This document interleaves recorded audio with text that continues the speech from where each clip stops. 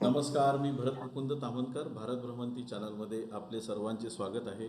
आज आपल्याबरोबर उपस्थित आहेत श्री प्रशांत बाळकृष्ण कुलकर्णी, जे पुणे येथे राहतात आणि सध्या वास्तव्याला आहेत शूलपाणीच्या झाडीमध्ये. तेथे त्यांनी एक शाळा बांधली, शाळा भरवतात मुलांसाठी, आदिवासी मुलांसाठी, एका आदिवासीच्या घरामध्ये, आणि तिथे ते वृक्षारोपण करत आहेत. गेल्या वर्षी त्यांनी साधारणपणे 1200 झाडं लावली आणि यावर्षी 1600 झाडं लावलेत त्यांनी. तर त्यांचं म्हणजे वृक्षारोपण प्लस शिक्षण असं ते काम करतायत आणि वयाच्या आत्ता मला वाटते 30 वर्षाचेच असतील जेमतेम, असे तरुण दिसत आहेत. तर ह्या वयामध्ये सुद्धा त्यांना हे सर्व काम करण्याची इच्छा कशी निर्माण झाली, तर त्याच्याबद्दल पण आपण त्यांच्याकडनं जाणून घेऊ.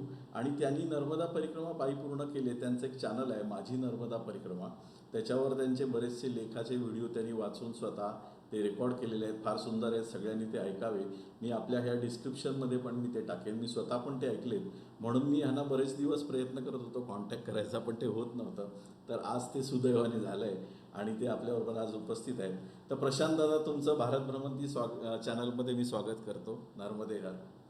धन्यवाद. नर्मदे नर्मदे. नर्मदे हर. आणि खूप दिवस तुम्हाला मी कॉन्टॅक्ट करायचा प्रयत्न करत होतो. मुंबईतले एक डॉक्टर आहेत, त्यांचं मी नाव विसरलो, त्यांनी मला तुमचा नंबर दिला शेवटी आज मी, आणि आपण समोरासमोर बसलो आहे. तर एकदम माझ्यासाठी हा भाग्याचा क्षण आहे, कारण मी फार वाट बघत असतो तुम्हाला भेटण्याची आणि तुमच्या तोंडून तुमचे अनुभव ऐकण्याची. कारण अतिशय सुंदर असं तुमचं वर्णन आहे, जे मी ऐकलं आहे स्वतः.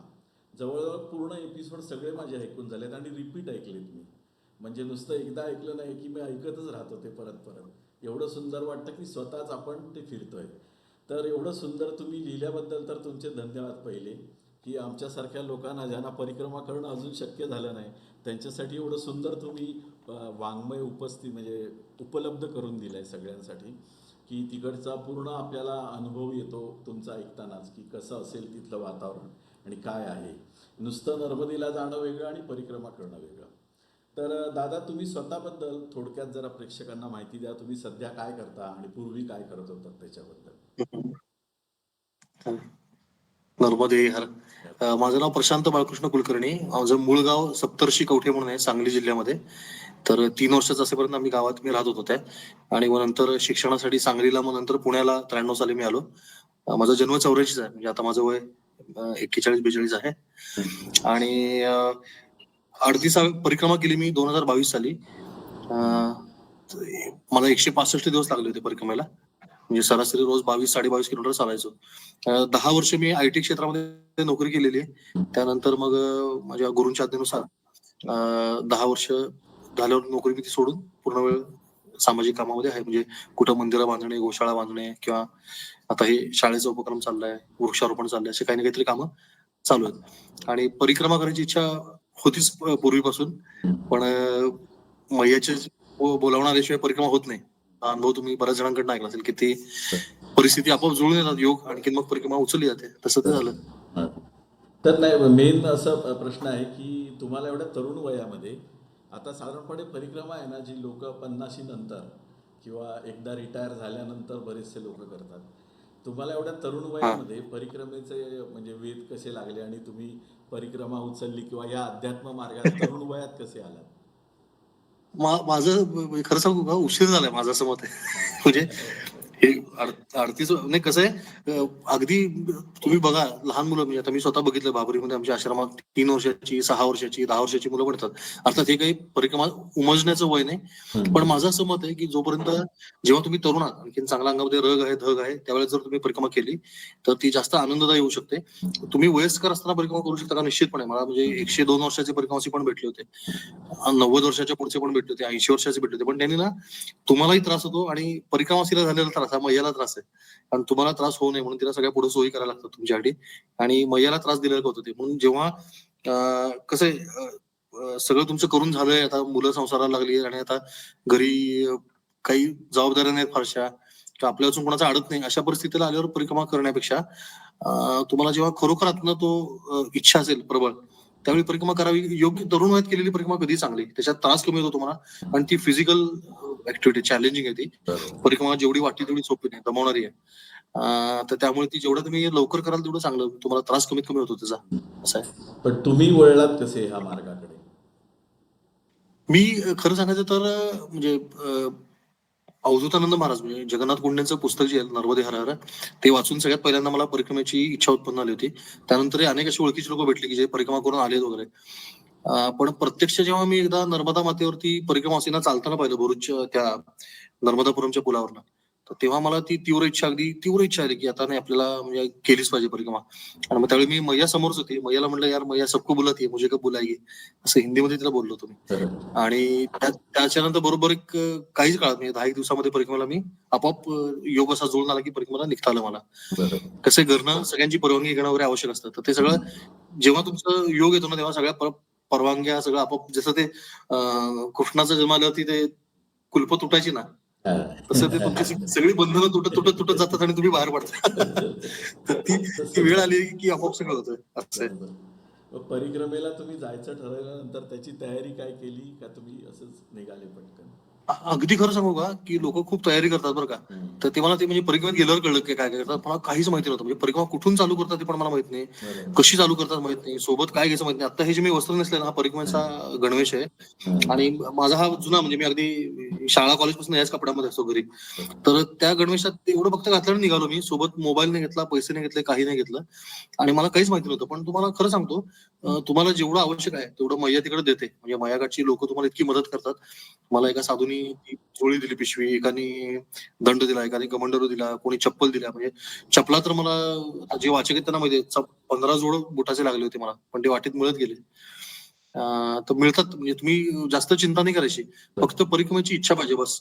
बाकी मग सगळे योग जुळून जातात. बाकीचं सगळं गौण आहे बरं का. परिक्रमेची इच्छा फक्त तीव्र पाहिजे, मग सगळं जुळून जाते. आणि फार ओझं घेऊच नाही सोबत, कमीत कमी ओझं घ्यावं.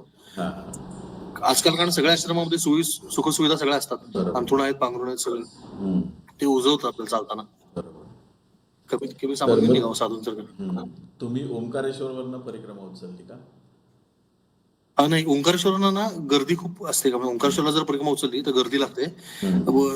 साधू लोक जे आहेत ना, शक्यतो अमरकंटकून परिक्रमा उचलतात उगमस्थानावरून. पण मला काहीच माहिती नसल्यामुळं मी जबलपूरहून उचलली परिक्रमा. जबलपूरला ग्वारी घाट आहे आणि ते ऍक्च्युली माझ्या पथ्यावर पडलं, कारण जबलपूरहून परिक्रमा उचलल्यामुळं मला ओंकारेश्वरची जी गर्दी आहे ती कधी लागलीच नाही. ते माझ्या मागे होते सगळे.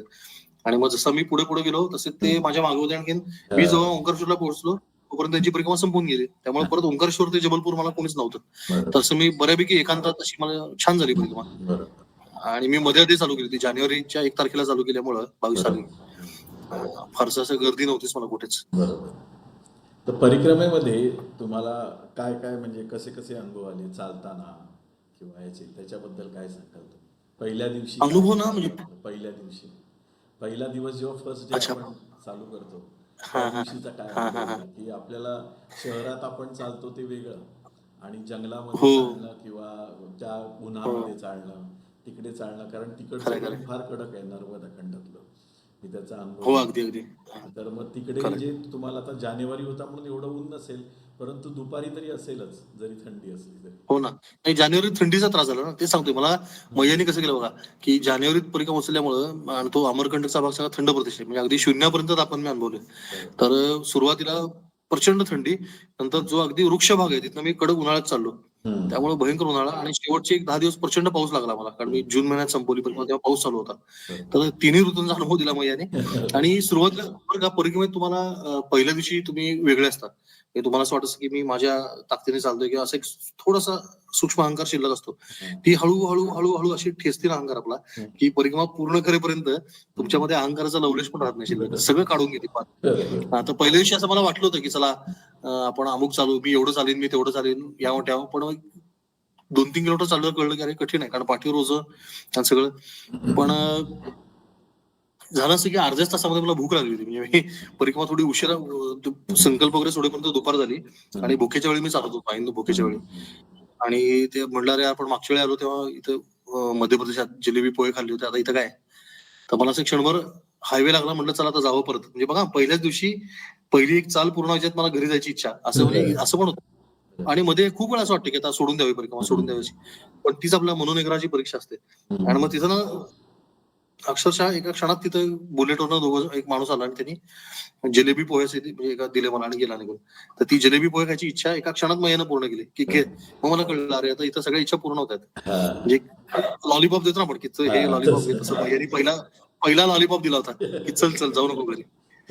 कारण मी इतका नालायक की तिथनं गेलो असतो घरी. असं आहे. कारण कसं आहे, शेवटी तो मॅग्नेट असतो ना, घरचा ओढा पण असतो इकडनं. मग परिक्रमेत जाताना तीच तुमची म्हणजे खरी परीक्षा तीच आहे की सोबत तुम्ही मोबाईल वगैरे जर घेतला की तुम्ही म्हणजे नर्मदा खंडामध्ये असून सारखं तुम्ही फोनवर कोणाशी बोलताय असं. तर तसं करण्यापेक्षा सोबत काही न बाळगलेलं चांगलं असं मला वाटतं. गॅजेट्स कुठले आणूच नाही. बरोबर. कारण नाही तर ते आपण नाही झालं. तिथे शरीर राहील आणि मन इकडे शहरातच राहील. हा खरंच आहे. परिक्रमा म्हणजे काय, एखाद्या गोष्टीच्या भोवती फिरणे. हो. तर तुम्ही मनाने आता समजा तुम्ही इथं बसलाय पण तुमच्या मनात ओढ आहे परिक्रमाची, तर तुमची ती मानस परिक्रमा चालली आहे ना. बरोबर. की मनाने तुम्ही तुम्ही बघा आता चॅनलवरती नर्मदा मायाचे इतके अनुभव घेताय लोकांचे, किती मोठी गोष्ट आहे. बरोबर. म्हणजे तुमचं मन तिथं पोहोचलेलं ऑलरेडी. बरोबर. ती खरी परिक्रमा आहे. आणि तिथं तुमचं शरीर पडलंय आणखी मन मात्र घरी असेल इकडे असेल तर ते चुकीचं आहे असं वाटतं. म्हणून ना सोबत काही घेऊ नये जास्तीत जास्त. अगदी साधं खरं म्हणजे ना ते फक्कड बाबा म्हणून मला भेटले होते साधू. हो. आमच्या आश्रमात आले होते ते मुक्कामाला. तर ते सांगायचे, ते म्हणायचे की परिक्रमा बोले साधू के लिए गृहस्थी के लिए है ही नाही असं त्यांचं म्हणणं आहे. आणि ते अगदी मला पटायचं. ते म्हणले की गृहस्थी के लिए गौरीशंकर महाराजने चालू केला. म्हणजे दुनियाला दादाजीचे गुरु होते गौरीशंकर महाराज. तर त्यांनी पहिल्यांदा ही गृहस्थी लोकांना परिक्रमेत घ्यायला सुरुवात केली असं म्हणतात. आणि त्यामुळे अलीकडे गृहस्थी जास्त परिक्रमेत यायला लागले. पण खरं तर पूर्वी साधू संन्यासी बैरागी वितरागी हेच करायची परिक्रमा. तर परिक्रमेत तुमची दिनचर्या कशी असायची? म्हणजे सकाळी उठून किती वाजता चालू हा. करायचं? कसं आहे, परिक्रमा आहे ना तुमची दिनचर्या सुधारते. सगळ्यात पहिली गोष्ट ब्रह्ममुहूर्तावरती आपोआप जाग येते. हा. नंतर शक्यतो परिक्रमेमध्ये नियमानुसार सूर्योदयाशिवाय पुढे चालायला लागू नये. कारण ते सगळं वनक्षेत्र आहे. एक 52 राष्ट्रीय अभयारण्य आणि व्याघ्र प्रकल्प आणि जंगलं तिथं आहेत नर्मदा खंडामध्ये.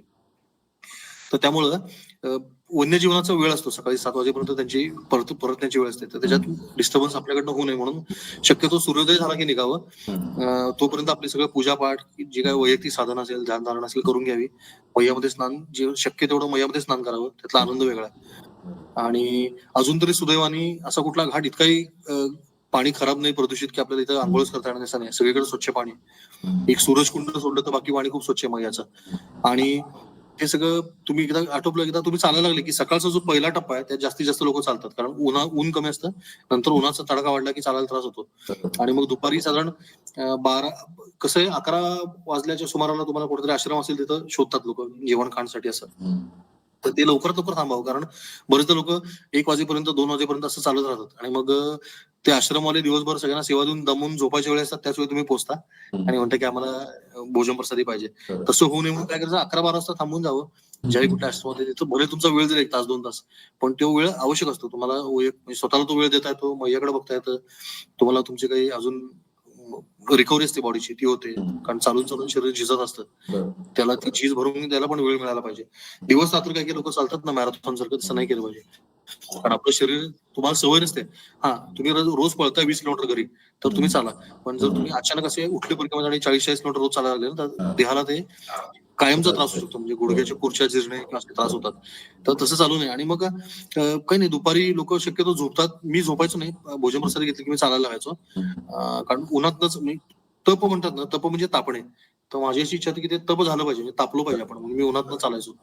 आणि काही नाही, म्हणजे सोबत फक्त कमंडोल मध्ये कायम पाणी घ्यायचं, पाणी पित राहायचं भरपूर. कधी कधी दिवसाला 22-22 लिटर पाणी पिलं जायचं. मी म्हणजे कमंडोल माझा 1 लिटरचा होता, मोजायचो मी बाबू आज 22 कमंडोल पाणी पिलो. पण मय्याचंच पाणी घ्यायचं आणि ते प्यायचं, तेच औषध आहे. आणि संध्याकाळी पण असंच आहे. तुम्ही फार उशिरा कुठे जाऊ नये, अंधारामध्ये चालू नये शक्यतो. दिवसा उजेड तुम्हाला जो कुठला आश्रम मिळेल 4-4:30 थांबून जावं. मंदिर असेल, आश्रम असेल, धर्मशाळा असेल. आणि सदाव्रत मिळत असेल तर तेही करावं. काही ठिकाणी त्यांना म्हणजे बनाया म्हणतात, त्याला बनाया भोजन नाही दे शकते. तर आपण जे काय त्यांनी दिलंय सदाव्रत, त्याचं घेऊन करून खावं, काही नाही.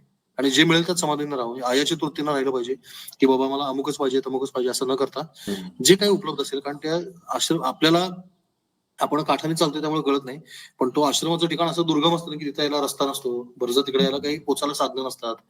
तर ते मैया तिथे पोचली, ती तिच्या इच्छेमुळे पोचली, पण बाकीच्या लोकांना पोचायला जागा नाही तिथे. अशा आश्रमामध्ये आपण जर मागितलं की मला हेच पाहिजे तेच पाहिजे, तर थोडा त्रास होऊ. आश्रमदारांना वाईट वाटतं की ते देत नाही, तसं नाही, पण आपण देऊ शकलो नाही याचं शल्य त्यांना वाटत राहतं. तसं होऊ नये म्हणून आपण काही मागू नये. जे असेल त्या परिस्थितीला सामोरं जावं.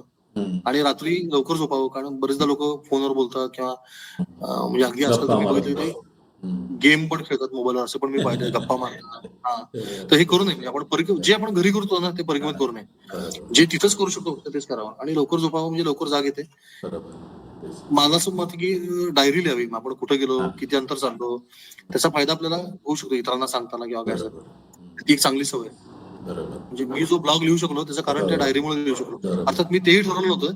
मला वाटेत एक माणूस भेटला, त्यानं मला डायरी दिली, पानपट्टीवाला. तो म्हणला, इस पे आप रोज रात को लिखना है आपको. तर त्याचा जो अधिकारवाणीचा सूर होता ना, मला वाटलं की अरे हा मैयाचा आदेश आहे, म्हणून मी लिहायला चालू केलं. असं झालं ते. हा.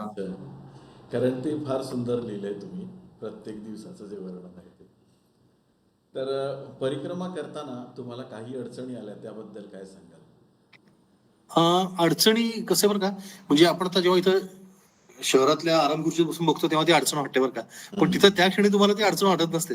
मग आता उदाहरणार्थ चप्पल तुटली किंवा काय, एखादी जखम झाली किंवा काय, एखाद्या वेळी जेवणच नाही मिळालं किंवा काय कुठं पडलो धडपडलो, तर हे परिक्रमेचा भाग आहे. म्हणजे त्यात काय असं तिथं आता कुठं तुम्हाला कुठं वैद्यकीय सुविधा मिळत नाही किंवा मेडिकल सगळीकडे आहे तसं नाही. म्हणजे वयस्कर लोकांना सांगतोय की त्यांना त्रास होऊ शकतो.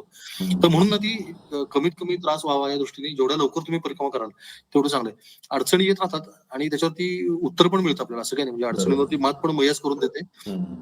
आपण असा भाव ठेवायचा की आपल्या परीक्षा बघते मैया, असा भाव ठेवला त्या अडचणींचा पण आनंद, त्याचाही आनंद घेतात, असं होतं.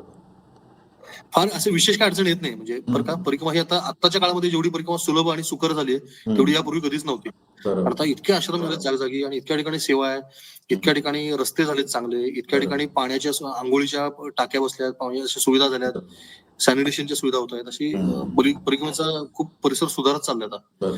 पूर्वी जी परिक्रमा होती 10 वर्षापूर्वी, 15 वर्षापूर्वी, 20 वर्षापूर्वी, ती खरी कठीण, म्हणजे तेव्हा काहीच नव्हतं सुविधा. तेव्हा अक्षरशः 8-8 दिवस उपाशी चालायला लागायचं. तर तसं आता कुठेच नाही. तुम्हाला रोज जेवण मिळतं, सगळं व्यवस्थित आहे. हा. तर म्हणजे असं एखादी कुठली घटना तुमच्या लक्षात राहण्यासारखी घडली असेल, की एखाद्या दिवशी अशी घटना घडली की ती जी आठवणीत राहिली कायम, अशी कुठली घटना आहे? अशा बरं का, खूपच घटना हो. म्हणजे क्षणोक्षणी असं काही ना काहीतरी घडायचंच असायचं. त्यापैकीच कुठली त्यात काय आठवत असेल? मला त्या अमरकंटकच्या जंगलामध्ये रामदास बाबा म्हणून सांगतात.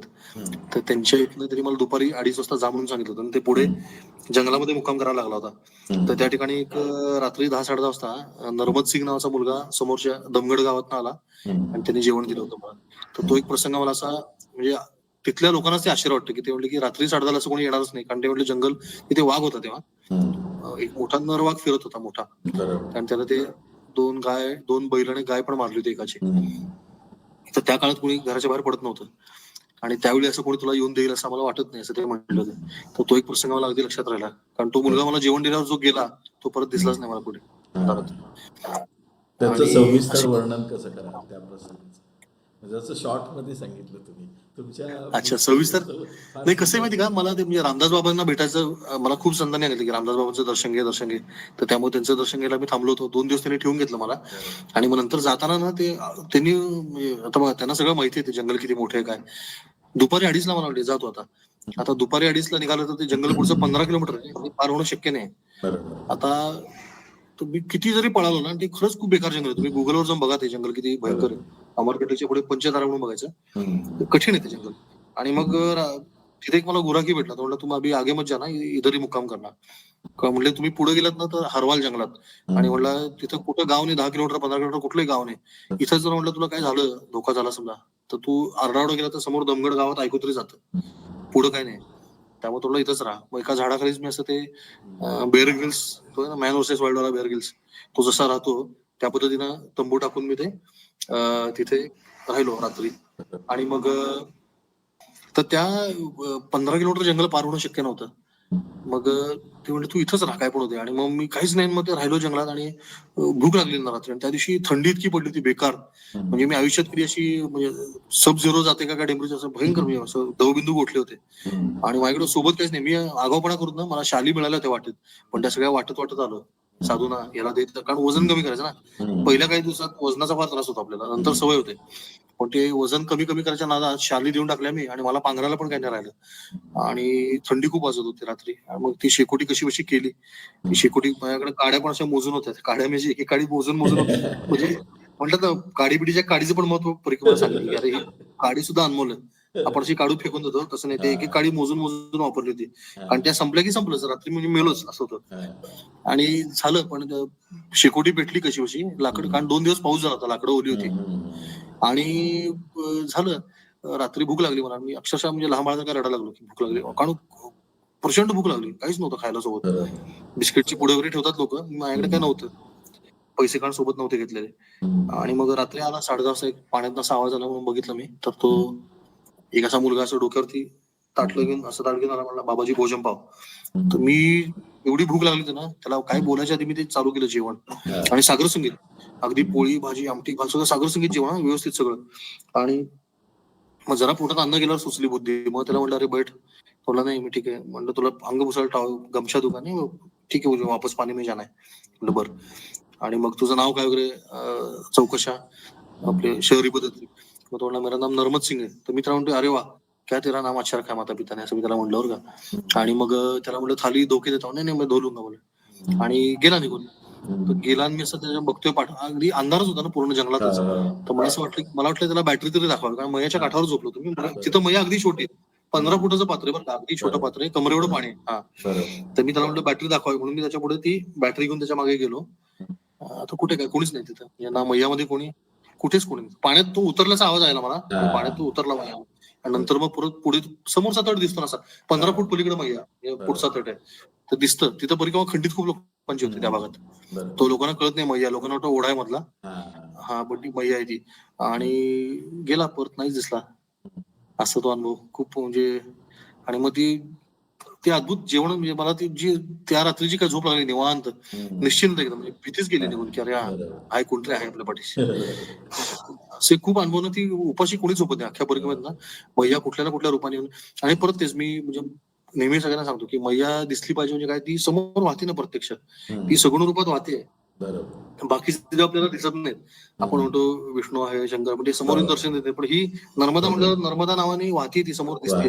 तर तिच्या सगुण रूपाचा आनंद घेतला पाहिजे. आणि बरं, तिचं पाणी पिऊन तेच खाऊन सगळे लोक लहानाची मोठी होतात. त्या प्रत्येकाच्या म्हणजे रक्तातनं तिचंच ते वाहते सगळे मॉलिक्युल्स. त्यामुळे नर्मदा खंडातले लोक सुद्धा नर्मदामय सगळे अगदी. आणि तुम्ही पण मग जेव्हा ते जल पित राहता ना, तर पूर्ण नर्मदा मिळून जातो तुम्ही. का हे राहत, स्वतःचं अस्तित्व ठेवतच नाही ते आपलं. असं आहे, अद्भुत आहे. तुमचा मी एक प्रसंग त्या पुस्तकातला वाचलाय, म्हणजे ऐकलाय, वाचला नाही म्हणता येणार. मी सांगितलं तुम्ही एकटेच जंगलातून जात होतात आणि ती नदी लागली मध्ये, आणि कोणीच नव्हतं आजूबाजूला, आणि तुम्हाला क्रॉस करायचं होतं. तर मध्ये उतरल्यानंतर एकदम खोल खोल झालं, आणि मग तुम्हाला वाटलं आता बुडणार आपण इथे. तो प्रसंग इंद्रावती नदी. हो हो. ते ना अवली घाट म्हणून आहे, अवली घाट. त्या अवली घाटाच्या पुढे लोक रस्त्याने जातात, पण आपला माझा नियम असा होता की काठाने चालायचं, म्हणजे असं एक मैयाचं दर्शन व्हावं हा दृष्टिकोन, बाकी काय.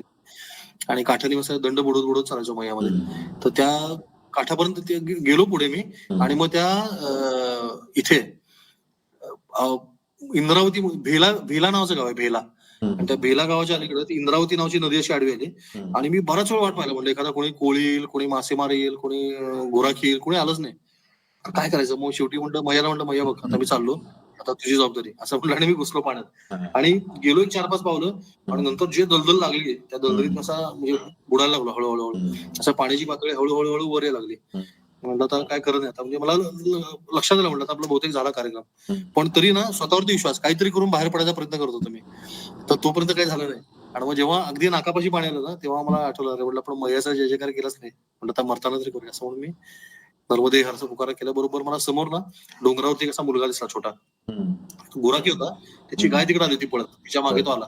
आणि मग तो मला सांगतोय बाबाजी इधर जाओ, इस तरफ जाओ. म्हटलं इस तरफ, तो आता मनात तिथं पण मी डोक्यात अविश्वास की इथं मैया आहे, म्हणजे अजून खोल असणार. पण तो सांगतोय ना, आता मृत्यू आला तोंडाशी. माझी सगळी ती झोळी, बॅग भिजली होती, सगळं भिजलं होतं, वजन वाढलं होतं त्यामुळे, त्या बॅगेमुळे. तर मी आपलं इकडे उजवीकडे पाय सरकवला असा हळूहळू, तर असं दगडासारखं लागलं जरा. मला जरा धीर आला, मग त्याच्यावरती मी जरा पाय रोवून वर आलो. मग असं हळूहळू ना इकडे इधर आव उधर आव असं करते मला बाहेर काढलं. मग मी जाऊन त्याचे पायच धरले, म्हणलं बाबा रे कुठून आलास काय? तो म्हणला माझी गाय अचानक पळत सुटली, तर तिच्या मागे मी आलो, असं त्यांनी सांगितलं. हा. मग तिथे ममतागिरी म्हणून एक साध्वी, खूप अप्रतिम म्हणजे आहेत त्या साध्वी. त्यांचे वडील मोठे तपस्वी होते, ते आता सांभाळतात तो आश्रम.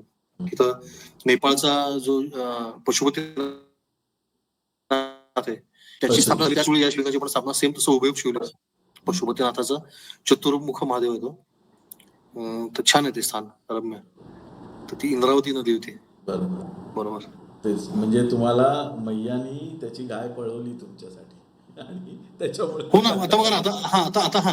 आता तुम्ही जर अनालिसिस का म्हणजे काढला बौद्धिक आपण असं बौद्धिक अनालिसिस केला तर तसंच तर आहे. काय ते गाय म्हणजे तरी काय, ती गाय खाती गवत. ते गवत म्हणजे काय, मयाचंच पाणी, तेच. मयाच्या काठावरची माती, तेच खाऊन तिचं शरीर बंद आहे. ती अख्खी मया नर्मदामयच आहे ती. तर हा. नर्मदेच्या मनात जे काय तरंग उठतील ते तिच्या मनात उठणारच ना. बरोबर. ती एक सिस्टीम आहे बघा. नर्मदा खंड ही अख्खी एक सिस्टीम आहे. हे ती सगळं मिळून अशी एक व्यवस्था आहे. आणि ती व्यवस्था तुम्हाला अशी सांभाळते ना फुलासारखी. अहो तुम्हाला घरातले लोक काय सांभाळतील अशी नर्मदा काठची लोक. तुम्ही आजारी पडून बघा. तुम्ही परिक्रमास्थळाला विचारा, जे आजारी पडतात ना त्यांची अशी काळजी करतात. म्हणजे सख्या आई वडिलांची शुश्रूषा मुलं करत नाहीत, त्यांना वेळ नसतो. ते ब्युरोवाले लावतात आजकाल. पण ही मात्र लोक तुमचं त्यांचे काम धंदे सोडून तुमची सेवा करतील, हातपाय दाबून देतील, काय वाटेल ते करतात. लोक खूप सेवा करतात आजारी लोकांची, वयस्कर लोकांची. लहान मुलं कोणी असतील तर त्यांचे खूप लाड होतात. खूपच म्हणजे नर्मदा खंड सगळं अद्भुत आहे. दररोज तुम्ही तिथे 30-40 किंवा 25-20 किलोमीटर जे चालत होता हा सरासरी काढली ना जर 3600 किलोमीटर मी चाललो. कारण तसं अंतर 3200, काही जणांना 2800 पडतं. पण मी काठाकाठाने चाललो आणि वळणं जी असतात मयाची तर ती वळणं पूर्ण घ्यायचो मी. आता वळण घेतलं की तुमचं अंतर वाढतं. तर तशी वळणं घेत घेत चालल्यामुळे 3600 किलोमीटर अंतर झालं. तर सरासरी जर काढली तर 22.5 किलोमीटर मी रोज चालायचो. पण असं काही ठरवून नाही. कधी मी 1-2 किलोमीटर चाललो, कधी 30-35 चाललो, एकदा तर 60-65 किलोमीटर पण चाललो. ओंकार म्हणजे याला महाशिवरात्रीला पोहोचायचं होतं मला, तेव्हा चालू असं. पण ना आता माझा असं वाटतं मला की जर तुम्हाला परिक्रमेचा आनंद घ्यायचा असेल आणि शारीरिक त्रास नको असतील कुठले, तर 15 ते 20 किलोमीटर रोज चालावं हे अतिशय उत्तम आहे. आणि 6 ते 8 महिन्याची परिक्रमा करावी. 4 महिने चातुर्मासाची बंद असते परिक्रमा. तर व्यवस्थित वेळ काढावा, गडबड करू नये. 3 महिने, 70 दिवस, 75 दिवस तर त्यात काही मजा नाही. परिक्रमा पूर्ण होते पण आनंद मिळत नाही. खरं तर 3 वर्ष 3 महिने 13 दिवसाची परिक्रमा आहे, पण तेवढा वेळ लोकांना काढता येत नाही. मग किमान 6 महिने जरी काढले ना, 6 महिन्याची अप्रतिम परिक्रमा होते. 6 महिन्यामध्ये रोज 20 किलोमीटर चाललं जातं आणि छान परिक्रमा होते. आणि कमी चालावं. आणि सुरुवातीला ना एकदम चालायला सुरुवातीला थोडं थोडं चालावं. सुरुवातीचे नवीन जेव्हा असतात 5 किलोमीटर, डॉक्टर प्रल्हाद पटेल म्हणून मला भेटले होते, बमणी ते राहा. तर त्यांनी ते सांगितलं, ते म्हणले की इतना मत चलो. मी पहिल्या दिवशी थेट त्यांच्याकडे पोहोचलो बमणीला. ते म्हणले अरे हे चुकीचं आहे. म्हणले रोज कमी असं 5, 10, 15 असं करत वाढवत नाही. मग त्याचा मला फायदा. बरेचदा एकदम जे चालतात ना त्यांना त्रास होतो.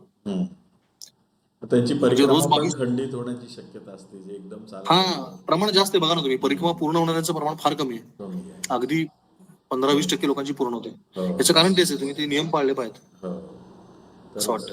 ते तुम्ही चालताना दररोज तुम्हाला काय त्रास झाला का, त्याच्याबद्दल काय सांगा? त्रास काहीच नाही बरं का. हा एक आहे मात्र, तुम्ही जर काठाने चालत असाल ना तर तिथे म्हणजे प्रचंड पाणी, नर्मदेचं पाणी इरिगेशनसाठी खूप वापरतात, शेतीसाठी. मोठे एक म्हणजे गाव आलं किंवा गावाच्या बाहेर सुद्धा पंप असतात पाण्याचे, आणि ते पंप फार मोठे मोठे असतात. म्हणजे ते पाणी 5-5, 10-10 किलोमीटर नेलेलं असतं पुढे. तो मोठा पंप असतो. आणि मग त्याची ती 440 याचं बोल्टची वायरी सगळ्या पसरवलेल्या असतात तिथे. आणि त्या वायरी हे असतात म्हणजे नीट गुंडाळलेलं नसतं, इन्सुलेशन नीट केलेलं नसतं. आणि मग बरेचदा करंट होतो चिखलामध्ये. तर ते धोकादायक आहे जरा. तर तेवढा एक धोका आहे चालताना, की काठाने चालायचं असेल तर पाय तुमच्या बाजूत राहणं पाहिजेत आणि पाय कोरडे पाहिजेत. ओले पायाने म्हणजे मी खाल्ला 2दा झटका, जोरात बसतो. हा, तर तेवढी काळजी घेतली पाहिजे. नंतर जिथं माहित नाही तिथं शक्यतो त्या पाण्यात उतरू नये. मी तो आगाऊपणा केला बरेचदा, पण तसं करू नये असं वाटतं आता. की जिथं पाण्याचा खोलीचा अंदाज येत नाही किंवा जिथं दलदली तिकडे जाऊ नये. अजून तसं मार्गाने मला म्हणजे आता मला तर एकूण 15 पादत्राणं लागली होती चालताना. कारण मी कठीण थोडं याच्यातनं चालायचो काठाने, ज्याला दगड बिगड जास्त असतात.